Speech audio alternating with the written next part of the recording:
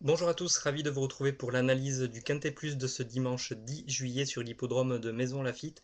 Il s'agit du prix de la ville de Maisons-Laffitte, un Quintet Plus réservé à des sprinteurs de 4 ans et plus sur la distance de 1200 mètres ligne droite. Dans cette épreuve, je vous conseille de suivre en priorité le numéro 9 Mal and Dave, un cheval qui sera monté par Maxime Guyon et qui reste sur 3 belles performances dans des handicaps de moindre facture puisqu'il a enregistré 2 victoires et une deuxième place. À 56 kg, je le crois capable de monter de catégorie avec bonheur, c'est pourquoi je le retiens en tête de ma sélection. Ensuite, j'ai gardé le numéro 1, Jodhpur, un cheval qui est pris haut en 41 de valeur, mais la dernière fois, il a affiché un net regain de forme dans une course à condition sur ce même parcours des 1200 mètres ligne droite de Maison Lafitte. Il se classait deuxième de Miassen, qui a gagné 2 quintets en début d'année, et donc ce Jodhpur, je le crois capable, malgré son poids, de figurer à l'arrivée de ce Quintet Plus. Ensuite, j'ai retenu le numéro 12, Rappel, qui bénéficie d'une bonne situation en bas de tableau et il ne faut pas la condamner sur son dernier échec puisque ce jour-là, elle a connu quelques problèmes de trafic. Je la crois tout à fait capable de se reprendre ce dimanche. J'ai gardé ensuite le numéro 8, Kerno, qui reste lui aussi sur un échec, mais il est pas trop mal placé dans les stalles et puis il sera monté par Christophe Soumillon, un cheval qui est tout à fait capable de prendre un accessite dans cette catégorie si l'on en juge par son avant-dernière sortie où il avait conclu troisième. Ensuite, j'ai retenu le numéro 5 Best of Order qui a gagné la course de référence. S'il arrive à surmonter la pénalisation au poids, il possède une très belle carte à jouer. Le numéro 3, Sky Team, qui n'a qu'une course dans les jambes en 2011, mais c'est un cheval qui réussit très bien sur la ligne droite de Maison Lafitte. Et je soupçonne son entourage d'avoir préparé ce rendez-vous. Donc je m'en méfie tout particulièrement du numéro 3 Sky Team. Et ensuite, en fin de sélection, j'ai gardé le numéro 14 Zhao King, qui a été remarqué à plusieurs reprises à ce niveau de la compétition. Il a été raccourci et avec le numéro 1 dans les stalles, il pourrait pourquoi pas créer une belle surprise car le lot s'est creusé. Et puis le numéro 10, Oendon, que l'on commence à bien connaître dans ce style de quintet plus sur 1200 mètres ligne droite.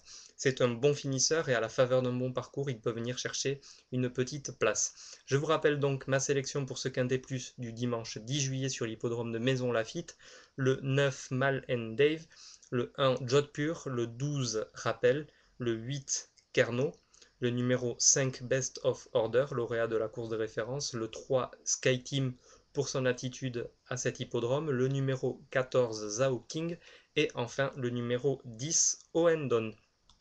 Pour ce qui est des autres courses de cette réunion 1 de dimanche à Maison Lafitte, je vous conseille de suivre tout particulièrement le prix Tornado, la première course du programme, qui sera une course B pour des 3 ans sur la distance de 2800 mètres. Et dans cette course, j'aime beaucoup Landscape, le 103, qui certes effectue une semi-rentrée, mais qui reste sur un succès sur ce parcours. Ce jour-là, il avait gagné de peu, mais avec une certaine marge, on va dire.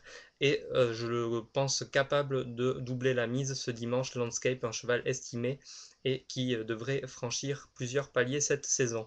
Et puis ensuite, l'épreuve, on va dire, principale du programme sur le plan sportif, le prix Amandine, la cinquième course, puisque c'est une listed pour pouliche de 3 ans sur la ligne droite, sur la distance de 1400 mètres.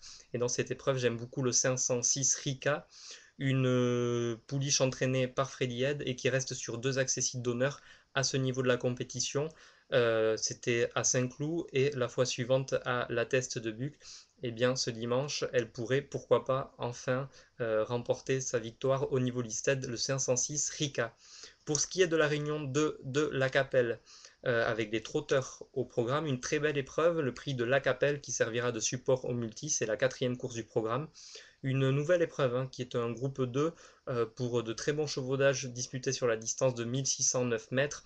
Et dans cette épreuve, évidemment, Quaker Jet, le 401, est incontournable. Il n'a pas été revu depuis son succès dans le prix René Balière au mois de juin sur l'hippodrome de Vincennes.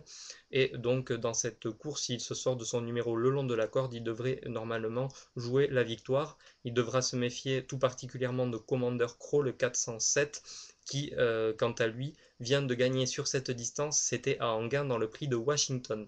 Et puis dans le Grand Prix du Val-Joli, qui sera la septième course du programme avec des trotteurs d'âge bien connus, On peut retenir Poptro le 718, un cheval qui se montrait souvent fautif par le passé, mais qui semble s'assagir ces derniers temps. Et il trouve un engagement idéal au plafond des gains. Il sera drivé par Franck Nivard et je le crois tout à fait capable de remporter un nouveau succès dans ce rendez-vous. Pour la réunion 3 disputée sur l'hippodrome d'Aix-les-Bains, il faudra suivre en priorité le Grand Steeplechase d'Aix-les-Bains, la sixième course du programme, et un cheval qui semble incontournable au papier, le numéro 603 Retour aux sources, un élève de Guillaume Macaire qui vient d'entretenir sa forme en haie et qui me semble capable de renouer avec la victoire pour son retour sur le steeple.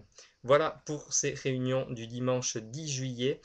Eh bien, à vos jeux et je vous retrouverai bientôt avec un grand plaisir. À bientôt.